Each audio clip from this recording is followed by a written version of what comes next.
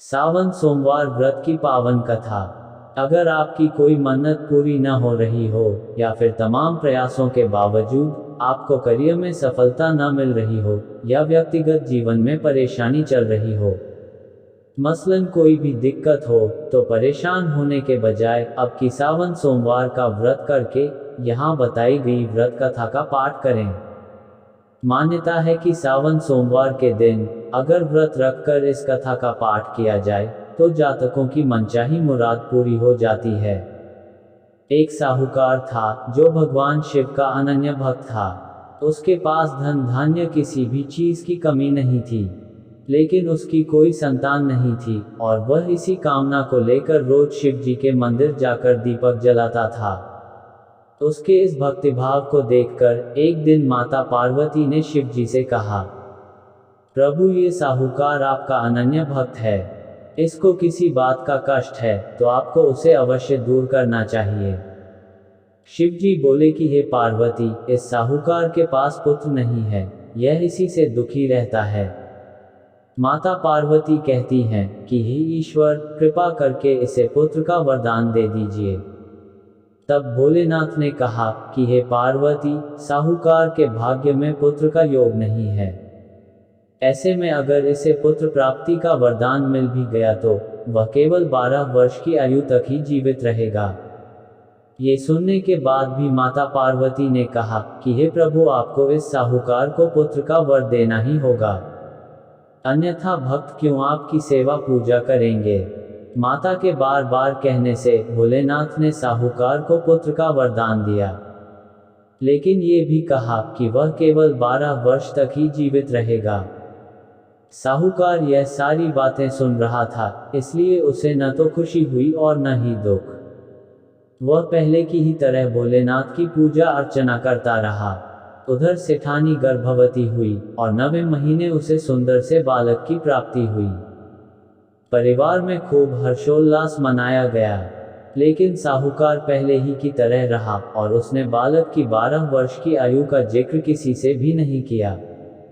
जब बालक 11 वर्ष की आयु हो गई तो एक दिन साहूकार की सेठानी ने बालक के विवाह के लिए कहा। तो साहूकार ने कहा कि वह अभी बालक को पढ़ने के लिए काशी जी भेजेगा।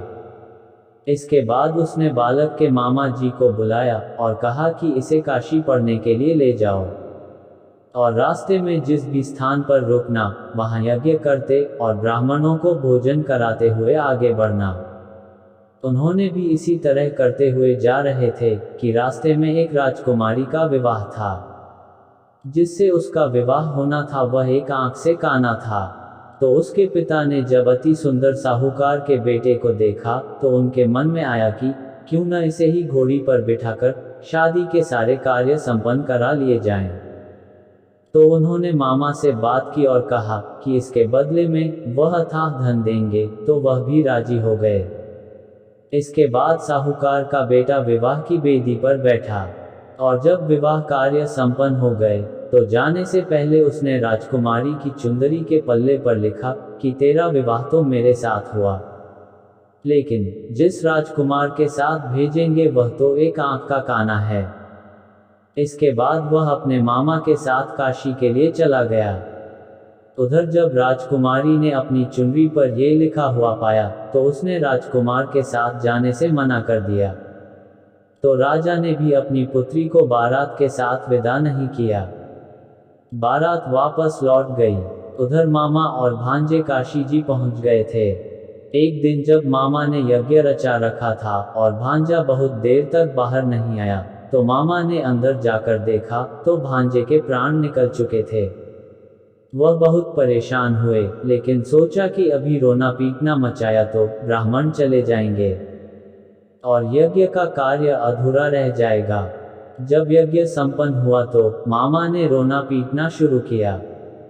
उसी समय शिव पार्वती उधर से जा रहे थे तो माता पार्वती ने शिव जी से पूछा, हे प्रभु, ये कौन रो रहा है। तभी उन्हें पता चलता है कि ये तो भोलेनाथ के आशीर्वाद से जन्मा साहूकार का पुत्र है। तब माता पार्वती कहती हैं कि हे स्वामी, इसे जीवित कर दें, अन्यथा रोते रोते इसके माता पिता के प्राण निकल जाएंगे। तब भोलेनाथ ने कहा कि हे पार्वती, इसकी आयु इतनी ही थी, सो वह भोग चुका। लेकिन माँ के बार बार आग्रह करने पर भोलेनाथ ने उसे जीवित कर दिया। लड़का ओम नमः शिवाय करते हुए जी उठा और मामा भांजे दोनों ने ईश्वर को धन्यवाद दिया और अपनी नगरी की ओर लौटे। रास्ते में वही नगर पड़ा और राजकुमारी ने उन्हें पहचान लिया। तब राजा ने राजकुमारी को साहूकार के बेटे के साथ बहुत सारे धन धान्य के साथ विदा किया। उधर साहूकार और उसकी पत्नी छत पर बैठे थे। उन्होंने ये प्रण कर रखा था कि यदि उनका पुत्र सकुशल न लौटा तो वह छत से कूदकर अपने प्राण त्याग देंगे। तभी लड़के के मामा ने आकर साहूकार के बेटे और बहू के आने का समाचार सुनाया। लेकिन वे नहीं माने तो मामा ने शपथ पूर्वक कहा। तब तो दोनों को विश्वास हो गया और दोनों ने अपने बेटे बहू का स्वागत किया।